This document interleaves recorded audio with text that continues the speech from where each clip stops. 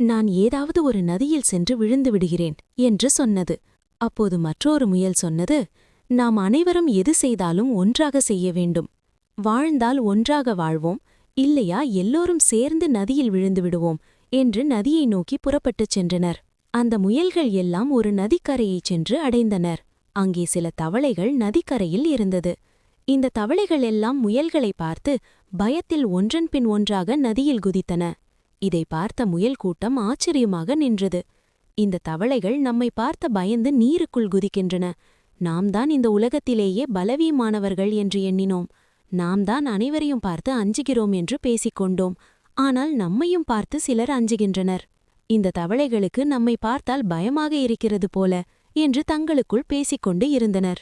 அப்போது ஒரு முயல் சொன்னது, நாம் இந்த பிரச்சனையிலிருந்து தப்பித்துக் கொள்ளவும் நம்மை பாதுகாத்துக் கொள்ளவும் நிச்சயமாக ஏதாவது ஒரு வழி இருக்கும். நாம் அந்த வழி என்ன என்று கண்டுபிடிப்போம். இந்த நதியில் விழுந்து நம் வாழ்வை முடித்துக் கொள்வதை விட என்ன பிரச்சனை வந்தாலும் எதிர்கொள்வதே மேல் என்று கூறிக்கொண்டு உணவு தேடி வேறு இடத்திற்கு திரும்பின. நீதி: வாழ்க்கையில் என்ன பிரச்சனை வந்தாலும் அதை தைரியமாக எதிர்கொள்ள வேண்டும். எந்த தவறான முடிவும் எடுக்கக்கூடாது.